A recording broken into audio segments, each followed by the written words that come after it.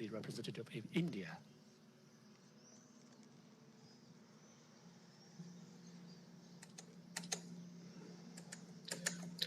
Thank you, Mr. President. I thank Special Coordinator Tor Wennesland for his briefing. I also welcome all dignitaries to this open debate. The Security Council held 2 closed meetings on the developments earlier this week. In both these meetings, we had expressed our deep concern over the violence in Jerusalem, especially on Haram al-Sharif, Temple Mount, during the holy month of Ramadan, and about the possible eviction process in Sheikh Jarrah and Silwan neighborhood in East Jerusalem, an area which is part of an arrangement facilitated by the UN. We had also expressed our apprehension at the spread of violence to other parts of West Bank and Gaza. Today's open debate has been necessitated by the continuing violence which began in East Jerusalem a week back and is now threatening to spiral out of control. The events of the last several days have resulted in a sharp deterioration of the security situation. The indiscriminate rocket firings from Gaza targeting the civilian population in Israel, which we condemn, and the retaliatory strikes into Gaza have caused immense suffering and resulted in deaths, including women and children. India has also lost one of her nationals living in Israel in this rocket fire, a caregiver in Ashkelon. We deeply mourn her demise, along with all other civilians who have lost their lives in the current cycle of violence. We reiterate our strong condemnation of all acts of violence, provocation, incitement, and destruction. Immediate de-escalation is the need of the hour, so as to arrest any further slide towards the brink. We urge both sides to show extreme restraint, desist from actions that exacerbate tensions, and refrain from attempts to unilaterally change the existing status quo, including in East Jerusalem and its neighborhood. Jerusalem has a special place in the hearts of millions of Indians who visit the city every year. It also houses the Al-Zawiya Al-Hindiya, the Indian hospice, which is a historic place associated with the great Indian Sufi saint Baba Farid, and located inside the old city. India has restored this Indian hospice. The historic status quo at the holy places of Jerusalem, including the Haram al-Sharif Temple Mount, must be respected. We support the diplomatic efforts of the Quartet and other members of the international community, the countries in the region in particular, to calm the situation and put an end to the ongoing violence and seek to achieve durable peace. These incidents have once again underscored the need for immediate resumption of dialogue between Israel and Palestinian authorities. The absence of direct and meaningful negotiations between the parties is widening the trust deficit between the parties. This will only increase the chances for similar escalation in the future. We believe that every effort should be made to create conducive conditions for resumption of talks between Israel and Palestine. In conclusion, I reiterate India's strong support to the just Palestinian cause and its unwavering commitment to the two-state solution. I thank you, Mr. President. 谢谢印度代表的发言。下面请尼日尔代表发言。Merci, Monsieur le Président.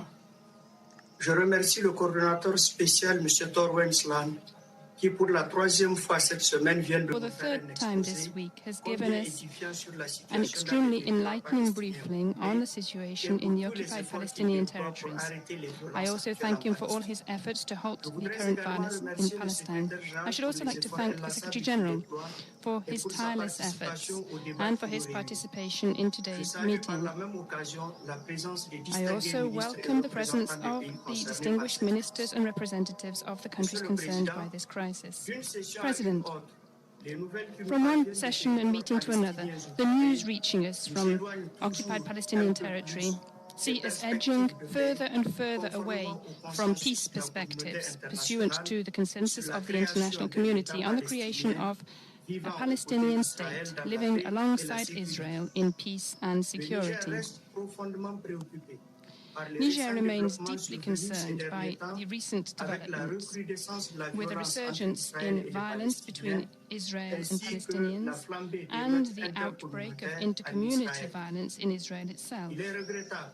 It is regrettable to note that since our first meeting this week, the situation has deteriorated on a daily basis, bringing with it desolation, death and destruction in the occupied Palestinian territory and in the Gaza Strip, due to the Israeli shelling, which is responded to with rocket fire from Palestinian militants. The incidents unleashed by the project to evict Palestinian families from the Sheikh Jarrah and Silwan neighborhoods, but also the Israeli police raid in the Haram al-Sharif mosque during the holy month of Ramadan, last 7th of May, run the risk of plunging the region into a broader conflict. Our disquiet is all the greater given the risk of internationalization of this crisis, which is increasingly likely upon the basis of information suggesting an imminent ground offensive by Israeli troops in Gaza and missile strikes from Lebanon towards Israel. To date, there have been over 10 deaths on the Israeli side and almost 140 deaths, including 39 children and 22 women, as well as enormous material damage and over 10,000 displaced persons, either because of the destruction of their homes or simply because they are seeking refuge in schools, refugee camps and other United Nations premises, which, alas, are themselves not spared, as we have seen. Civilians on either side must be protected, irrespective of their origin, race or religion, in line with international humanitarian law and the relevant resolutions of the Security Council for their protection during conflict. The case of the airstrike in the Shati refugee camp, leading to the death of 8 Palestinian children, is simply shocking and unacceptable. My delegation calls for an immediate halt of hostilities. We deplore this violence and other violations of human rights and international humanitarian law and call for their immediate cessation. Here, as elsewhere, it is important that all those guilty of serious abuses are made answerable for their acts. President, whilst Israel and the State of Israel has rights to protect and defend itself, we must also acknowledge the same rights for Palestinians. They have been undergoing the occupation and the effects of unbridled settlement for over 54 years. We cannot keep calling for respect for human rights and international humanitarian law everywhere else and refrain from doing so when it comes to Israel.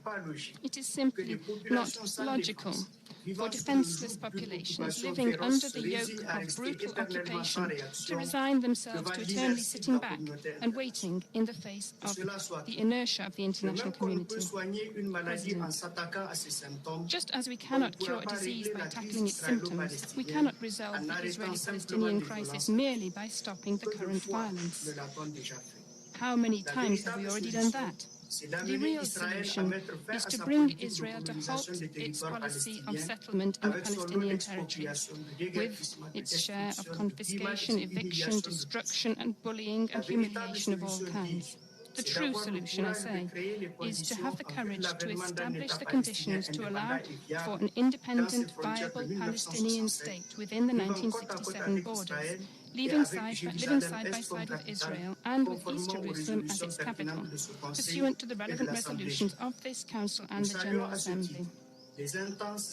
In this regard, we welcome the intense diplomatic efforts undertaken by the United Nations through the Special Coordinator, Mr. Tor, Wennesland, the Middle East Quartet, and other relevant stakeholders to bring an end to the hostilities and the bloodshed, so as to allow some respite for the civilians trapped in this new conflagration of violence and to relaunch the peace process. President, regarding the humanitarian situation in the occupied territory, There is a risk that the recent violence and the destruction of buildings housing public services, including schools and hospitals, could affect the provision of basic services to the people and hamper or delay the tackling of the COVID-19 pandemic and the vaccination campaign which has begun in occupied territories. There is also a risk of an increase in the virus infection rate because the people are more concerned with ensuring their physical safety in the face of shelling than with observing the barrier measures against the spread of the virus. My delegation also calls, therefore, for an increased support to UNRWA to allow it to meet the needs of those most affected by combat and to continue its usual assistance to the most needy in occupied territories. We call upon Israel and Egypt to open the crossing points to Gaza to allow for the delivery of emergency humanitarian aid to particularly vulnerable populations. We also welcome the excellent work done by the ICRC on the ground in the current circumstances. President, to conclude, the Security Council must show itself capable of assuming its primary responsibility, enshrined within the Charter of our organisation, by ensuring the implementation of the two-state solution pursuant to Resolution 2334. It is time to act, because if we allow for the creation of Bantustans rather than a viable, independent Palestinian state, we will have sown the seeds of perpetuation of hatred, violence and human suffering in this marvellous region, the cradle of the three monotheistic religions. This time, the Council is facing a true test of its credibility and authority. We must all, united, redouble our energy and imagination to support and encourage the parties to commit resolutely to the path of peace. We must therefore continue to lend our firm support to the Special Coordinator and to all the other stakeholders who are working tirelessly to advance the peace process in the Middle East. I thank you, President. I thank the representative of Niger. I now give the floor to the representative of St. Vincent and the Grenadines. Thank you, Mr. President, and thank you for this open debate today. I also thank UN Secretary General Antonio Guterres, Special Coordinator Tor Wennesland, and all other distinguished speakers from the affected countries, including the Secretary General of the Arab League, for their contributions to today's debate. Mr. President, the painstaking quest for peace in the Middle East is gravely imperiled by the Israeli military campaign against the state of Palestine. At this critical juncture, we must show a common resolve to ease tensions and assist both Israel and the state of Palestine towards a two-state solution based on the principles of international law and parameters laid out in Security Council and General Assembly resolutions. In recent days, we have witnessed the most severe outbreak of violence since the 2014 war against Gaza. Given our responsibility for the maintenance of international peace and security, the Security Council, as a matter of principle and of morality and international law, must not remain silent on this issue. We must do all that we can in accordance with our charter mandate to find a solution to this issue, with the hopes that future generations of Palestinians and Israelis can be unshackled from this painful cycle of occupation and violence. We welcome the efforts of individual states, particularly members of the Middle East Quartet, to de-escalate tensions, and we urge all members of the international community to spare no effort to facilitate peaceful dialogue between the parties. Mr. President, we join the UN Secretary General's call for an immediate ceasefire.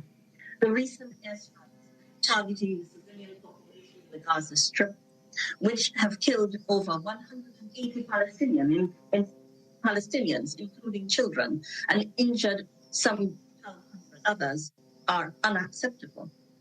St. Vincent and the Grenadines unequivocally condemns these actions, and we reiterate our call for the occupation occupying power to cease its military aggression against Palestinians. To be sure,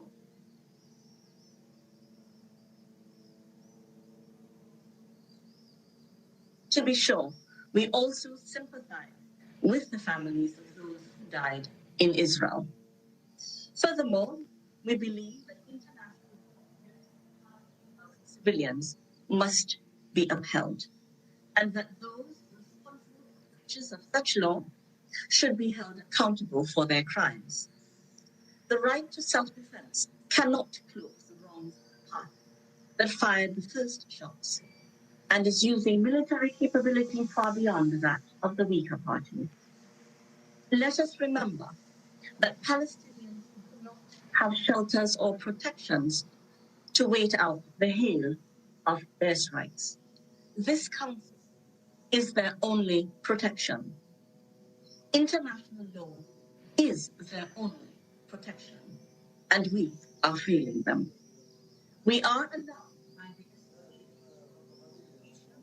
and incitement by Israeli forces on various holy sites in Jerusalem, including the Al-Aqsa Mosque, Al-Haram, Al-Sharif compound, where hundreds of Palestinian worshippers have been injured. We call on all sides to desist from violence, incitement, and inflammatory rhetoric, and act in a responsible way. We also reaffirm that Jerusalem remains the holy site of the three monotheistic religions, to be treasured by all of humanity, and we reject any unilateral attempt to change its historic status. St. Vincent and the Grenadines remains deeply concerned about the potential eviction of Palestinians from their homes in occupied East Jerusalem, including families in the Sheikh Jarrah and Silwan neighborhoods of the city. The ongoing occupation of Palestinian territories constitutes a flagrant violation of international law and remains a significant threat to lasting and comprehensive peace. Yet again, St. Vincent and the Grenadines calls on Israel to cease all settlement activities and to abide by its legal obligations and responsibilities under international humanitarian law and the Fourth Geneva Convention. Further, as reinforced by Resolution 2334 of 2016, we condemn all measures aimed at altering the demographic composition, character, and status of the Palestinian territory. The international community must be candid and upright regarding these illegal actions. Don't the lives and dignity of Palestinians matter to you? In conclusion, Mr. President, St. Vincent and the Grenadines reaffirms that an internationally agreed solution based on pre-1967 borders remains the most credible path to resolving this issue. Only through dialogue and good faith negotiations, respectful of the bedrock principles of international law, can security for Israel and the state of Palestine be assured, and for Palestinians, Palestinian claims to dignity, equality, and human rights be honored. The international community must deepen its commitment to take the political, diplomatic, and legal steps necessary to de-escalate tensions. The imperative is clear. We must stand together firmly and resolutely and demand peace and justice for all. It is time. Thank you, Mr. President. 感谢圣文森特和格林纳丁斯代表发言。 And Vincent and the Grenadines for her statement. Now I give the floor to the representative of France. Monsieur le Président, Mr. President, I welcome the participation of the Secretary General as well as several ministers today, and I thank the Special Coordinator for his briefing. France is extremely concerned about the spiral of violence underway in the Middle East. This is largely the result of a lack of political prospects. Suffering and violence risk continuing if the will is not there to move resolutely forward toward the establishment of two states living in peace and security within secure and recognized borders on the basis of the lines of June 4th, 1967, both with Jerusalem as their capital within the framework of international law and the resolutions of this Council.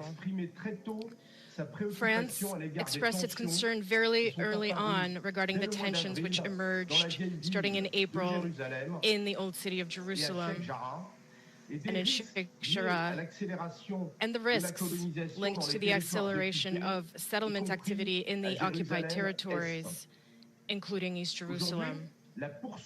Today, the ongoing escalation creates the risk of a major conflict with grave consequences in the Palestinian territories and in Israel, and with unforeseeable regional repercussions. Everything possible must be done to put an end to this.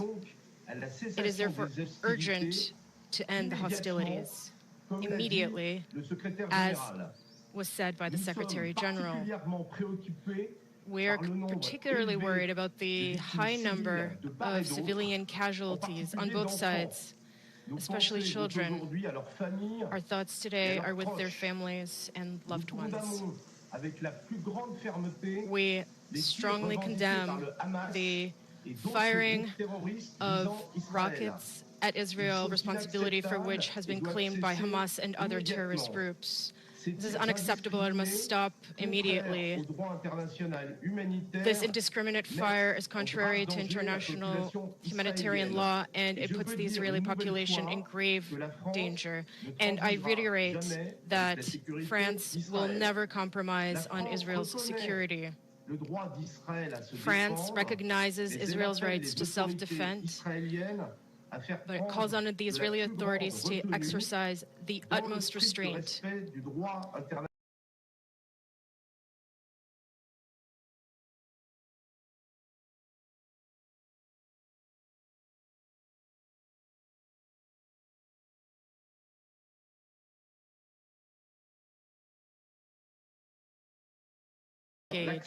We call on all parties to ensure access to aid and to protect humanitarian and medical personnel, as well as ambulances.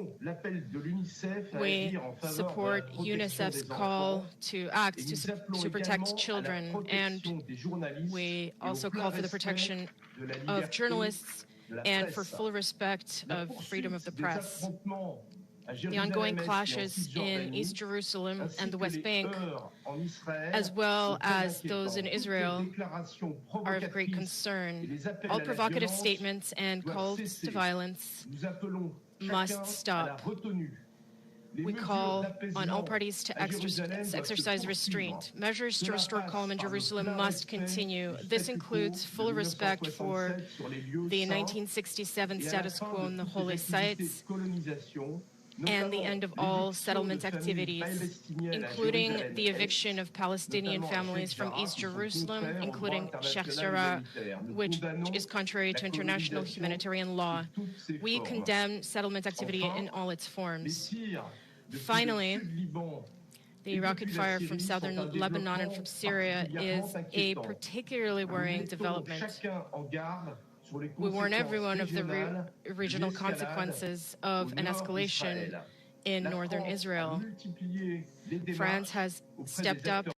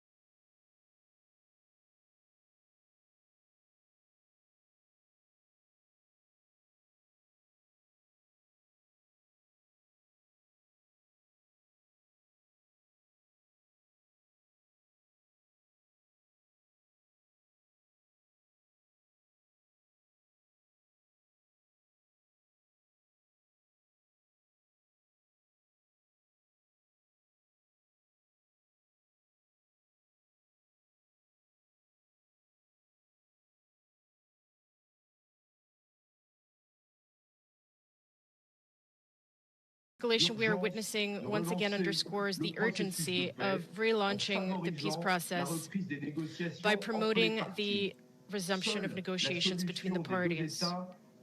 Only the two-state solution will make it possible to meet the aspirations of both parties and ensure lasting peace and stability in the region. It is time to work on its implementation by rebuilding trust. That is the goal of France's efforts, together with its German, Egyptian, and Jordanian partners, and of the meeting organized in Paris on March 11 by the Minister of Europe and Foreign Affairs with his counterparts from those countries. Mr. President, faced with the gravity and urgency of the situation, this Council must unite to launch a unanimous call for a swift cessation of hostilities. This is the only priority today, and it is our collective responsibility. Thank you. I thank the representative of France for his statement. I now give the floor to the representative of Algeria. شكرا سيد الرئيس. سألقي هذه الكلمة مكان السيد الصبري بوغدور وزير الشؤون الخارجية الذي يعتذر لعدم تمكنه من the Minister of Foreign Affairs, who asks you to forgive him for his absence at this meeting due to other commitments. Mr. President, on behalf of the Arab Group, allow me first of all to express our sincere thanks to China for the organization of this important meeting.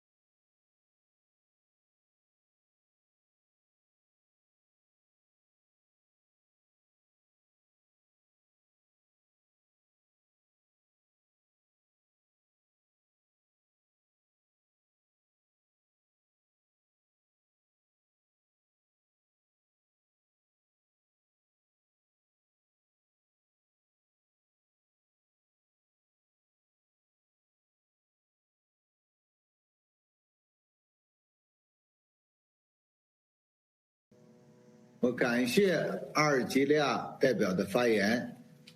我现在请阿拉伯国家联盟代表发言。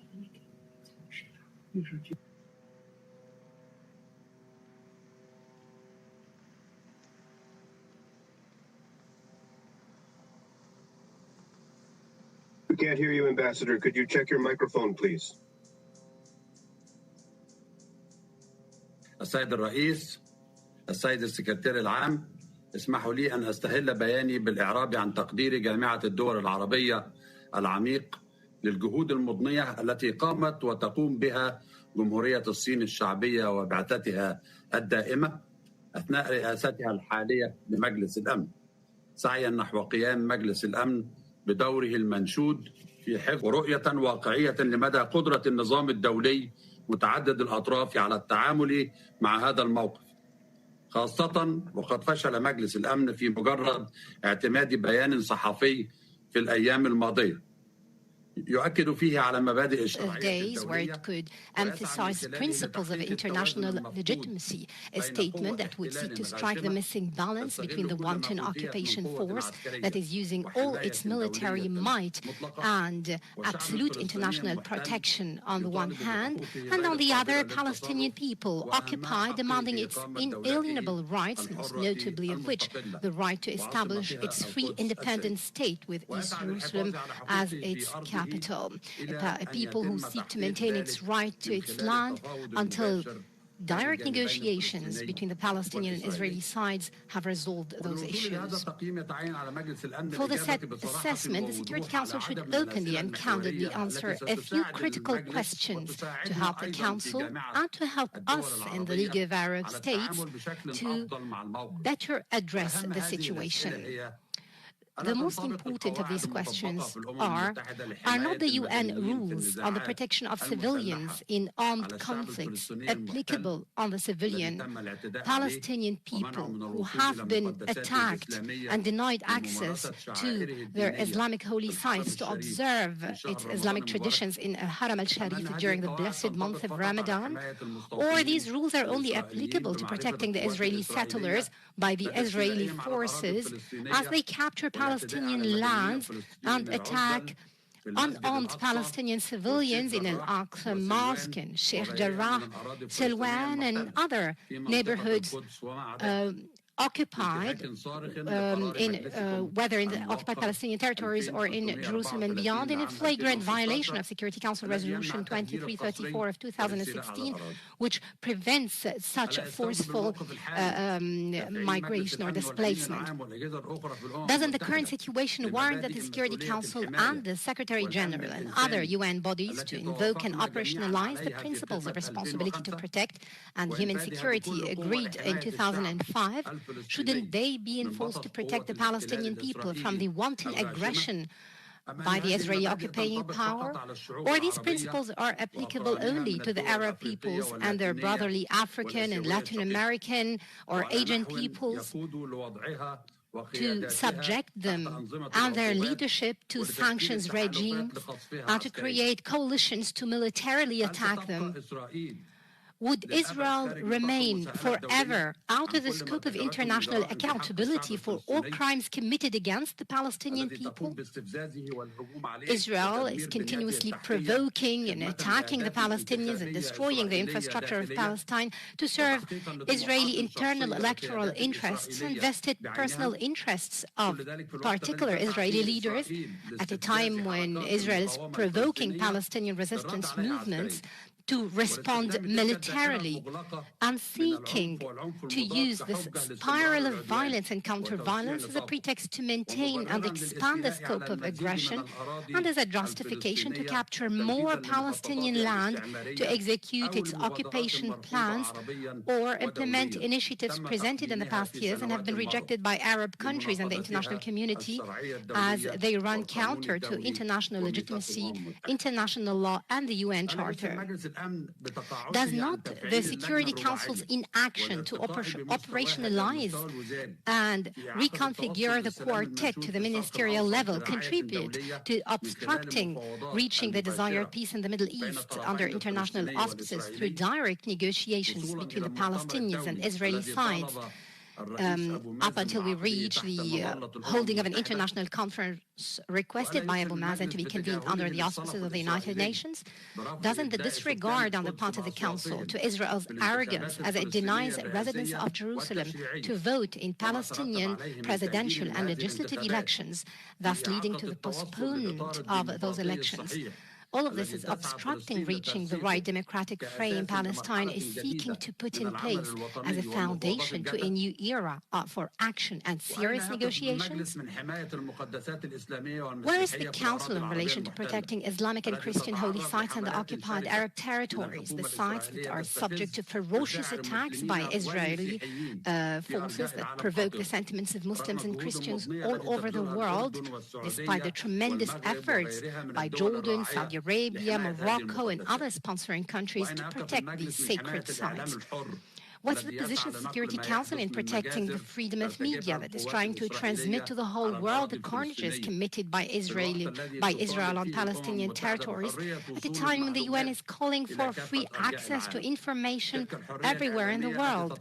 This freedom of press that is under attack. Media outlets are being shelled and destroyed in Damascus Gate and at Al Gala building and beyond. Mr. President, past experiences have proven that Israel will not achieve peace, notwithstanding the expanded time and geographical scope of its operations. Israel can only achieve peace through negotiations with the state of Palestine. History is bounty with examples. No one can forget the Israeli aggression on Lebanon for an entire month in 2006, and on Gaza for an entire month in 2008, and in 2014, which was almost another month of attacks, and other Israeli attacks that have not and will never bring about peace to the state of Israel nor to the state of Palestine. Security will only be achieved with peace based on legitimacy, with upholding international parameters established in this Council's resolutions and in Oslo and Madrid Accords 30 years ago, and the Arab Peace Initiative reached 20 years ago, all of which remain the key pillars to achieve comprehensive, just and lasting peace, to implement the two-state solutions, the solution that was and will always remain the ultimate goal of all legitimate international efforts to establish an independent state of Palestine. In this connection, the League of Arab States makes a number of urgent calls, or two urgent calls, and hopes they will be heeded to save the situation. First, a call to the United States of America, and in particular to President Joe Biden's administration, to engage in a more active and influential and deeper way in the Middle East peace process, an engagement that would dispel delusions created by the past U.S. administration that Israel would get everything while Palestinians would get nothing. In this connection, we in the Middle East still recall with great appreciation the amazing initiative of President Clinton back in 2000 with support of the EU and other important peace-loving parties, as well as the working paper he personally presented in the Peacemakers Conference held in Sharm el-Sheikh on the final status issues, and the Land for Peace Foundation, and his brave call to Palestinian and Israeli leaderships to Camp David II to engage in serious, genuine, meaningful negotiations that led to an agreement on 4 out of the 5 final status issues. Yet, Jerusalem was the stroke that broke the camel's back. It prevented an agreement to be reached with the late President Yasser Arafat. We in the League of Arab States see that time is now ripe for the United States to pursue this brave endeavor, and that the democratic U.S. administrations prove once again their capabilities of reaching a new breakthrough at equal footing to that of President Carter back in 1979 between Egypt and Israel, and the initiative that was almost reached by President Clinton in 2000. The League of Arab States stands ready always to support all fruitful effort in this vein, side by side by the United Nations and all other peace-loving powers. The second and last call is to the international community represented in this Council, the General Assembly, the United Nations and our partners, and the European Union, the O.I.C, the non-aligned movement, the ASEAN, the CARICOM, and the different other organizations, as well as our partners, permanent and non-permanent members to this Council. The call for all of us to continue bringing pressure to bear to implement the two-state solution only through negotiations. We should not allow any external power, regional or international, to take advantage of this dire situation to score points in negotiations or to reactivate other agreements that have nothing to do with this situation, or to threaten international unity to achieve the long-awaited and long-overdue goal of establishing Palestinian statehood. Until then, all efforts must be deployed to ensure a ceasefire by both parties. We trust that the response to the Egyptian mediation and other mediations would be of significance to achieve that end. All violations to the rights of Palestinian peoples should stop. All fierce settlement activities and policies should stop. Protection should be provided to the unarmed Palestinian people through innovative mechanisms of UN observers. Residents of Al-Quds al-Sharif should be allowed to vote in Palestinian elections. The Secretary General should intensify efforts in collaboration with this Council to convene the quartet at the desired high level in preparation to convene an international conference to establish the independent state of Palestine as soon as possible, with East Jerusalem as its capital, along the lines of the 4th of June 1967 borders, and to achieve that end on the ground. End of the quote. Thank you, Mr. President.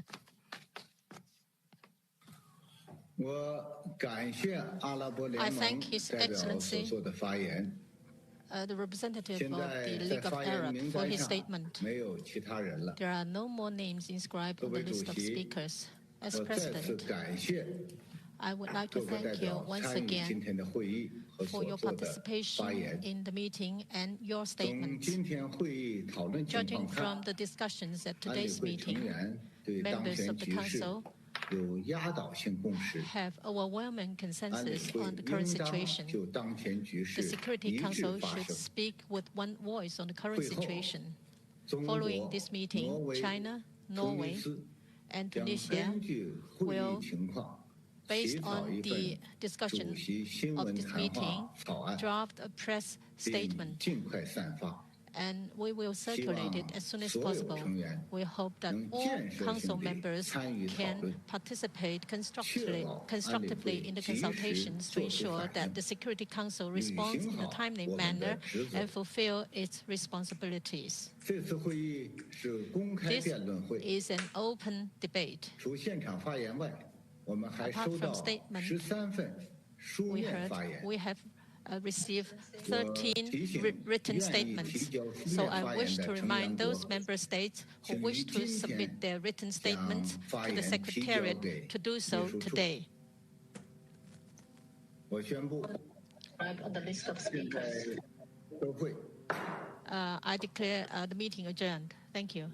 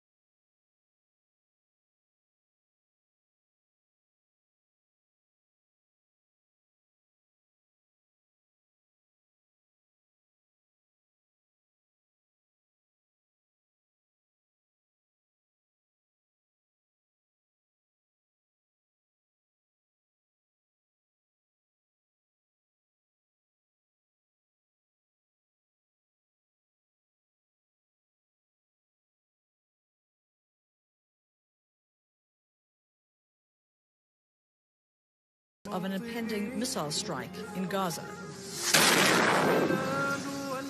A small missile shell is launched on the target, supposedly to give people a chance to evacuate. And then, a minute or more later, the real missiles hit.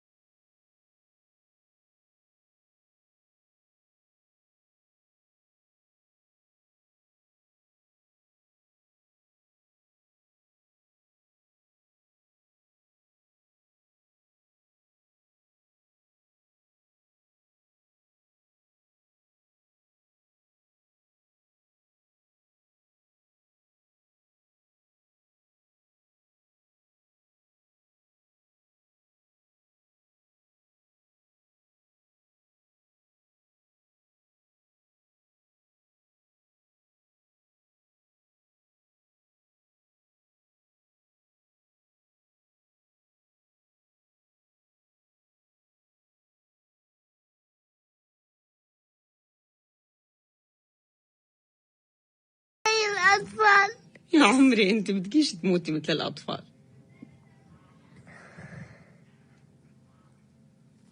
هيبقى نهد الدار أنا نموت كلنا.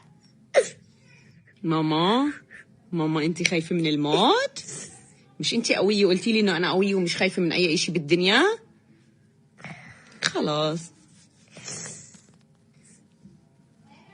ليش أموت زي الأطفال؟ يا عمري أنت بدكيش تموتي مثل الأطفال.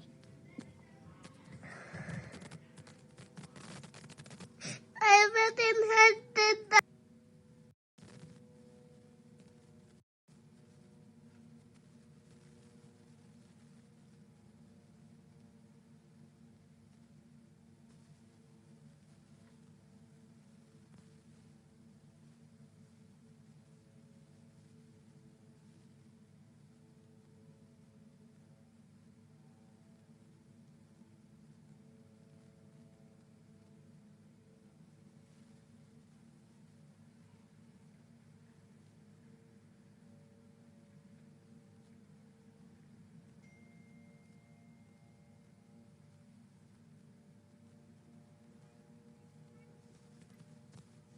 Don't think that they are Muslims. Think they are human like us. Let's not be silent anymore. A tweet.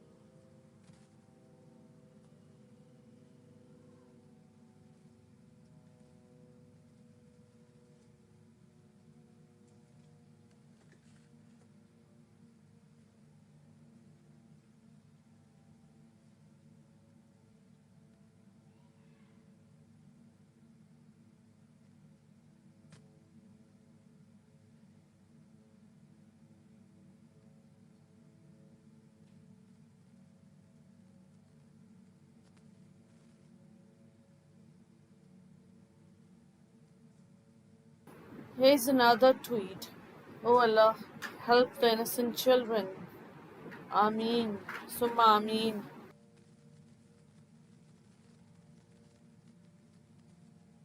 والمطبخ هاي كمان المطبخ كمان هو كمان اتكسر الشبابيك اللي بالمطبخ وكل الشبابيك اتكسروا. نضل لنا حاجة بكرة نجيب الزلمة عشان يجي اللي يبني لنا. كيف حالك يا عمو؟ الحمد لله. وين كنت انت لما قصرتوا؟ بالدار. ايش صار معك؟ اجى عنا بومبينج وكسروا الشبابيك وكل الشبابيك وما ضلش حاجة.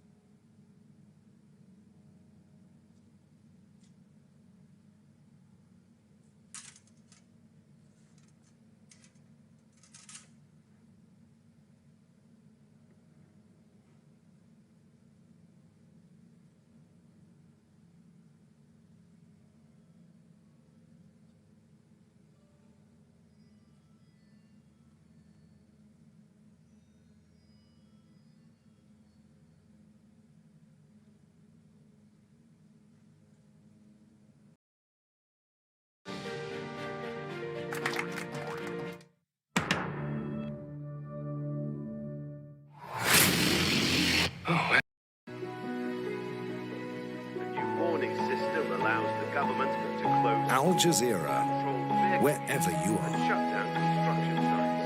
But environmentalists say it's not enough.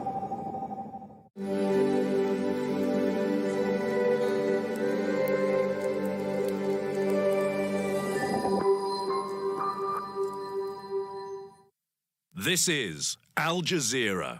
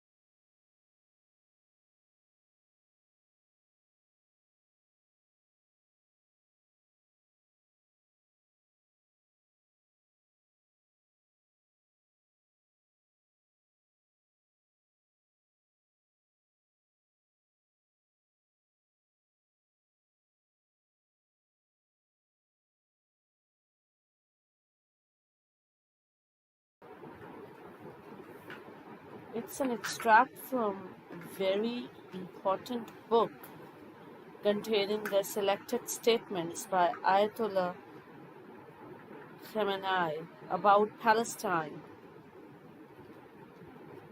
The title is The Most Important Problem of the Islamic World. Chapter 1 states the importance of Palestinian issue. According to this book, Chapter 1, the issue of Palestine, the most important problem of the Islamic world. The issue of Palestine is the most important issue of the world of Islam. No other international issue in the world of Islam is more important than the issue of Palestine. Because the domination of the occupiers of Palestine and Quds over this part of the Islamic Ummah is the source of many of the weaknesses and problems in the world of Islam.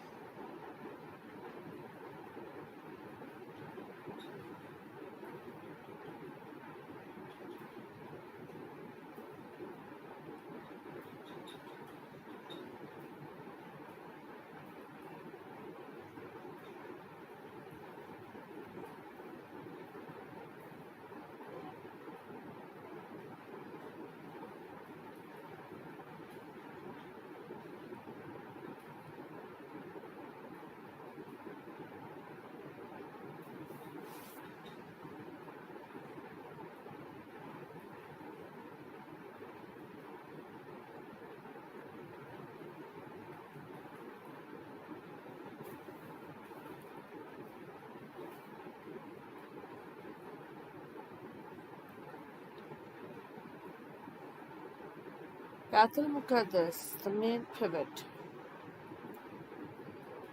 It's an extract of the part of the inaugural speech by the Supreme Leader delivered on April 24, 2001 at the International Conference on the Palestinian Intifada. The main pivot of the Al-Aqsa Intifada is Beit al-Muqaddas, Jerusalem.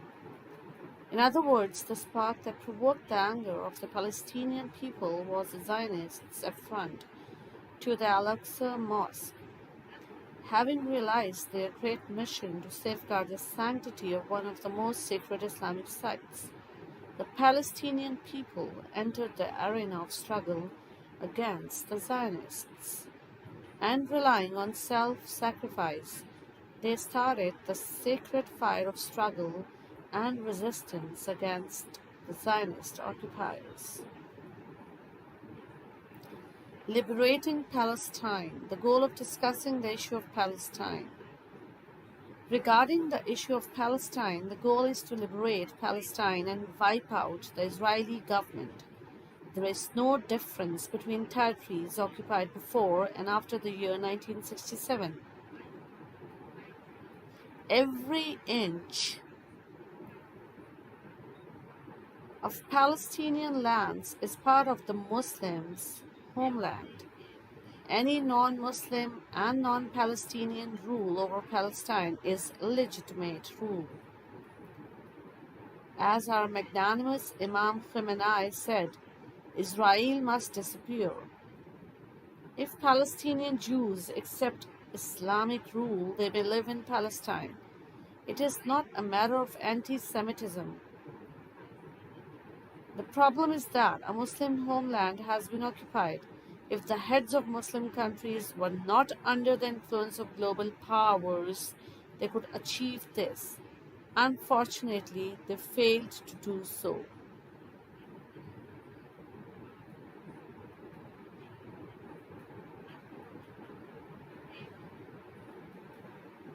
These words are the part of a speech delivered on December 4, 1990, in a meeting with the participants of the first Islamic Conference on Palestine. Here's another excerpt from a speech to Basijis delivered on October 20, 2000.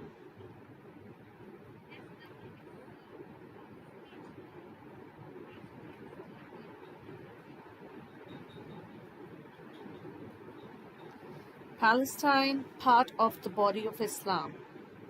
Of course, they are extremely angry about the conditions that have existed in occupied Palestine over the past 3 weeks, about the uprising of the youth, about the bravery of Palestinian men and women, about the firm determination and willpower of the oppressed and angry Palestinians. And they are constantly blaming different people for the uprising. The Palestinian uprising was not caused by the Islamic Republic.